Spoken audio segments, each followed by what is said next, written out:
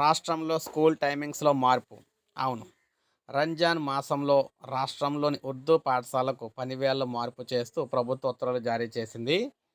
ముఖ్యంగా చూసుకున్నట్లయితే ప్రభుత్వ శాఖల్లో పనిచేసే ముస్లిం ఉద్యోగులందరూ కూడా సాయంత్రం పనివేళ ముగింపు కంటే ఒక గంట సమయం ముందుగానే బయటకు వెళ్లేందుకు అనుమతులు మంజూరు చేస్తూ ప్రభుత్వం గత నెలాఖరులోనే ఉత్తర్వులు జారీ చేసినందున ఈ నేపథ్యంలోనే ఈ నెల 3వ తేదీ నుంచి 30 తేదీ వరకు కూడా ఉర్దూ విద్యా బోధనా పాఠశాలలో పనివేళలో కూడా మార్పు చేస్తూ తాజాగా ఉత్తర్వులు అయితే జారీ చేసినట్లు తెలిపారనమాట.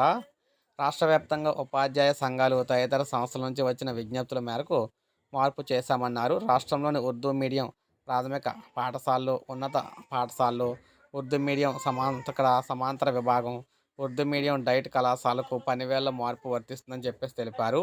రంజాన్ మాసంలో ప్రభుత్వ శాఖలో పనిచేసే ముస్లిం ఉద్యోగులు మతపరమైన ఆచారాలు నిర్వహించుకోవడానికి ఒక గంట ముందుగా బయటకు వెళ్లేందుకు అనుమతించే నిర్ణయం.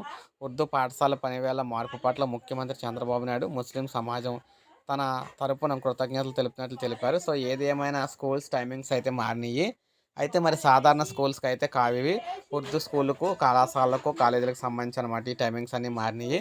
అంటే ముందుగానే అంటే 3:00కే క్లోజ్ చేసేస్తారన్నమాట ఇవి. సో ఇది మనకు అప్డేట్. ఒక లైక్ చేయండి, సబ్స్క్రైబ్ చేసుకోండి, మన ఛానల్ సబ్స్క్రైబ్ చేసుకోండి.